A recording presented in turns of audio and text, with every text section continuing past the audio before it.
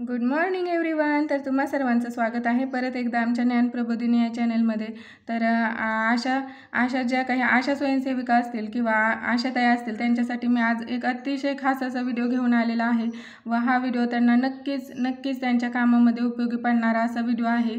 तर मैत्रिणींनो, आपण काय करतो, ज्या काही आशा स्वयंसेविका असतील त्या दर महिन्याला एक पेपर म्हणजे एक क्वेश्चन पेपर सोडवत असतात व त्यातून त्यांचं ज्ञानही वाढतं व त्यावरून त्यांची गुणवत्ता देखील ठरवली जाते. म्हणजे त्या महिनाभरात जे काही काम करतात त्यावरून व या पेपरमध्ये जी काही त्यांना गुण मिळत असतील त्यावरून त्यांची गुणवत्ता किंवा त्यांचं मूल्यमापन ठरवलं जातं की कोणती आशा कशा प्रकारे काम करते. त्यामुळे हा व्हिडिओ देखील या आशाताईंसाठी अतिशय महत्त्वाचा आहे.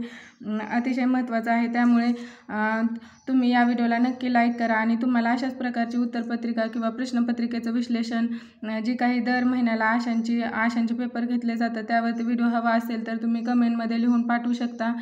तर नक्की तुम्हाला प्रत्येक महिन्याचा पेपरवरती व्हिडिओ बनवले जातील, परंतु तसं तुम्ही कमेंट करणं किंवा या व्हिडिओला लाईक करणं आवश्यक आहे. चला तर मग जराही वेळ न घालवता आपण सुरू करू आपला आजचा व्हिडिओ.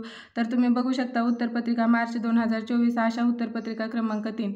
तर ही मार्च 2024 म्हणजे आत्ताची या महिन्याची लेटेस्टची उत्तरपत्रिका आहे व हा पेपर आम्ही थोड्याच दिवसापूर्वी आमच्या जी काही मंथली मीटिंग घेतली जाते त्यामध्ये सोडवलेला आहे व या पेपरसाठी वेळ आशाताईंना असतो 1 तास आणि गुण असतात 40. तर या 40वरून जे काही त्यांना गुण मिळतील त्यावरून त्यांची गुणवत्ता किंवा मूल्यमापन केलं जातं. यामध्ये प्रश्न क्रमांक 1 बघा, योग्य पर्याय निवडा. एकूण गुण 5 असणार आहेत व MCQ टाईप 5 प्रश्न या ठिकाणी दिलेले असतात. तर पहिला प्रश्न बघा, प्रसूती पश्चात घ्यावयाची काळजी म्हणजे वर पडल्यापासून टिंब आठवड्यापर्यंत घ्यावयाची काळजी होय. तर याचं उत्तर असणार आहे 6, कारण प्रसूती पश्चात काळजी ही 6 आठवड्यापर्यंत घ्यायची काळजी असते. त्यानंतर तुम्ही दुसरा प्रश्न बघू शकता, जननी सुरक्षा योजनेचे पात्र लाभार्थी कोण असतात.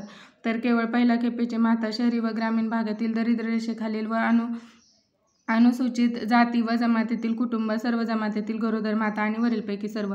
तुम्ही बघितलं तर कदाचित तुम्हाला ही दुसरा पर्याय बरोबर वाटेल, परंतु तुम्ही जर या पर्यायांचं व्यवस्थित निरीक्षण आणि वाचन केलं तर तुम्हाला समजेल की पहिल्या खेपेची माता असू शकते शहरी ग्रामीण भागातील दारिद्र्य रेषेखालील अनुसूचित जाती जमातीतील माता आणि सर्व जमातीतील गरोदर माता. हे सर्व पर्याय बरोबर असणार आहे. त्यामुळे आपण इथं पर्याय क्रमांक 4 बरोबर लिहिणार आहोत.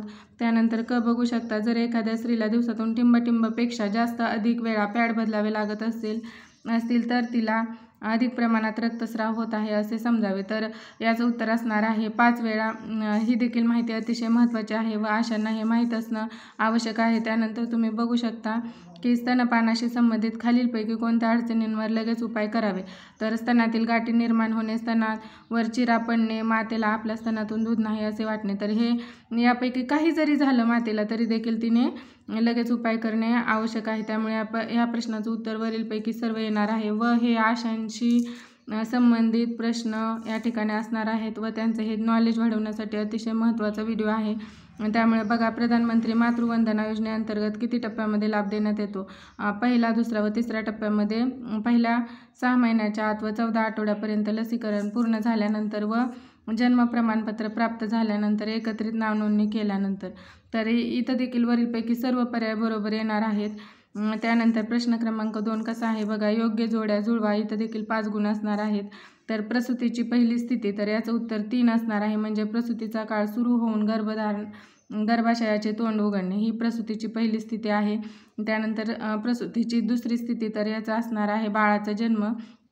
आणि प्रसूतीची तिसरी स्थिती यामध्ये असणार आहे बाळाची नाळ बाहेर येणे आणि कापणे. प्रधानमंत्री सुरक्षा मातृत्व अभियान दिन, तर हा प्रत्येक महिन्याच्या 9 तारखेला प्रधानमंत्री सुरक्षा मातृत्व अभियान दिन हा म्हणजे साजरा करण्यात येतो. COP27. तर याचं उत्तर असणार आहे संयुक्त राष्ट्रीय पर्यावरण परिषद COP27. ही सुद्धा आशांशी संबंधित असे प्रश्न आहेत व HBNC विजिट असेल किंवा काय प्रसूती पश्चात प्रसूतीपूर्व जी काही महिलेला मार्गदर्शन वगैरे करायचं असेल त्याबद्दलचे हे प्रश्न असणार आहेत.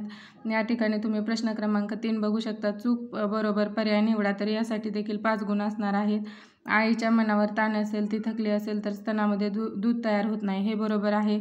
त्यामुळे गरोदर मातेला कुठल्याही प्रकारचं टेन्शन किंवा मानसिक ताण किंवा तिला थकवा वगैरे न आलेलाच बरा असतो, त्यामुळे तिची काळजी घेणे आवश्यक आहे. पहिल्या खेपेसाठी प्रसूतीची अवस्था 8 ते 12 तासापर्यंत राहते. हा देखील पर्याय बरोबर आहे. पहिल्या खेपेसाठी प्रसूतीची अवस्था 8 ते 12 तासापर्यंत राहते. त्यानंतर बघा, न्यूमोनिया हा किडनीला होणारा आजार आहे, हे चूक आहे. आणि त्यानंतर ज्या गर्भवती महिलांना अगोदर 3 मुले आहेत त्यांना प्रसूती दरम्यान जास्तीत जास्त समस्या निर्माण होण्याचा धोका असतो, हे बरोबर आहे, कारण ती हाय रिस्क मदरमध्ये येऊ शकते. त्यानंतर बघा, जागतिक क्षयरोग हा 24 मार्च दिवशी साजरा करण्यात येतो, हे देखील बरोबर आहे. अशा प्रकारचं नॉलेज या प्रश्नपत्रिकेतून आशांना दर महिन्याला देण्यात येतं. त्यानंतरचा 4था प्रश्न तुम्ही बघू शकता की एका वाक्यात उत्तरे लिहा. तर ही उत्तरे कशी आहेत बघा. एकूण गुण 5 असणार आहे. चेहऱ्यावर, पायावर आणि हातावर सूज असलेल्या गर्भवती महिलेला आपण कोणता सल्ला द्याल? तर उत्तर याचं असणार आहे दवाखान्यात जाण्याचा सल्ला देऊ, कारण तिला बीपीचा त्रास वगैरे असण्याची शक्यता आहे व तिला लवकरात लवकर म्हणजे दवाखान्यात पाठवणे आवश्यक आहे. त्यानंतर बघा, शिशुला योग्य दूध न मिळण्याची कोणतीही 2 कारणे सांगा. स्तनपान देण्यास उशीर करणे, जरुरीपेक्षा कमी स्तनपान देणे, मातेच्या दुधाशिवाय इतर पदार्थ पाजणे, मातेच्या मनावर ताण असणे, कुटुंबाकडून आवश्यक ती मदत न मिळणे. तर अशा प्रकारचे आपण 2 जरी त्यांनी विचारले असले तरी जेवढे आपल्याला माहीत आहेत तेवढी कारणे आपण या ठिकाणी लिहू शकतो. त्यानंतर प्रसूतीत आढळणारी 2 धोक्याची लक्षणे लिहा. तर योनीमधून रक्तस्राव होणे, गर्भाची हालचाल बंद होणे, डोकेदुखी, चक्कर येणे किंवा अंधुक दिसणे, चेहरा व हातपायावर सूज येणे, आकडी फिट येणे, अशा प्रकारचे प्रसूतीत आढळणारी धोक्याची लक्षणे सर्व आशाताईंना माहीत असणे आवश्यक आहे. त्यानंतर बघा, जननी शिशु सुरक्षा योजनेचे उद्दिष्ट काय आहे? तर लाभार्थ्यांना गरोदरपूर्व व प्रसूतीपश्चात चाचण्या, औषधोपचार, प्रयोगशाळा चाचण्या मोफत उपलब्ध करून देणे, हे जननी शिशु सुरक्षा योजनेचे उद्दिष्ट आहे. हे देखील नॉलेज आशांना असणं अतिशय महत्त्वाचं आहे. आशांना कोणत्या प्रकारच्या विम्याचा शासनाकडून लाभ होतो? तर प्रधानमंत्री जीवन ज्योती विमा योजना, प्रधानमंत्री सुरक्षा विमा योजना, प्रधानमंत्री श्रमयोगी मानधन योजना आणि अटल पेन्शन योजना, अशा प्रकारचे 4 योजनांचा लाभ, 4 योजनांचा विमा शासनाकडून आशांना मिळतो. त्यानंतरचा 5वा प्रश्न तुम्ही बघू शकता की केस स्टडी, उतारा वाचून उत्तरे द्या. याला देखील 5 गुण असतात. मग यामध्ये केस दिलेले असते वर त्यावरून आपल्याला उत्तरे लिहायची असतात. तर सुरुवातीला मी उतारा वाचते. विवाह समारंभ आटपून गावात परतल्यावर तुम्हाला आशाला समजले की जिल्हा रुग्णालयात नंदिनीने काल मुलीला जन्म दिला आहे. तिला प्रसूतीपूर्व रक्तस्राव खूप प्रमाणात झाला, त्यामुळे तिला खूप काळ प्रसव वेदना होत होत्या. तुम्ही गावाची आशा असल्याने ताबडतोब रुग्णालयात गेला तेव्हा ती तुम्हाला खूप थकलेली दिसली. मुलगी नंदिनीच्या कुशीत झोपली होती, पण तिने मुलीला पाहिलेही नव्हते. मुलगी खूप छोटी दिसत होती. तुम्ही परिचारिकेला मुलीचे वजन विचारले असता तिने 1.9 किलोग्रॅम असे सांगितले. मुलगी 3 दिवसांची झाली तेव्हा नंदिनीला घरी पाठवून दिले, पण या 3 दिवसात नंदिनीने मुलीला स्तनपान दिले नव्हते. आता प्रश्न बघा, नंदिनीची स्थिती समजल्यावर तुम्ही तिच्या कोणत्या समस्यांची यादी कराल? खूप वेळ प्रसव वेदना, जास्त रक्तस्राव, बाळाचे वजन 1.9 किलोग्रॅम, स्तनपान सुरू न करणे, अशक्तपणा किंवा रक्तक्षय, अशा प्रकारची नोंद आपण करणार आहोत. त्यानंतर तुम्ही बघू शकता की तुमच्या भेटीदरम्यान स्तनपानाच्या बाबतीत तुम्ही तिला कोणता सल्ला द्याल? याला देखील 2 गुण आहेत. तर बघा, ताबडतोब स्तनपान करणे, स्तनपान रुग्णालयातच सुरू करणे आवश्यक होते, 3 दिवसानंतर नाही. बाळाचे वजन कमी आहे म्हणून त्याला दर 2 तासांनी स्तनपान देणे, बाळ खूप लहान आहे म्हणून आशाने मातेला योग्य प्रकारे स्तनपान करण्यासाठी मदत करणे आणि बाळ कसे स्तनपान करत आहे यावर लक्ष ठेवणे. त्यानंतर जर बाळाला स्तनपान नीट करता येत नसेल तर मातेच्या स्तनातून दूध काढून बाळाला पाजण्यास मदत करणे, अशा प्रकारचा सल्ला आपण आशा या नात्याने त्या मातेला देऊ शकतो.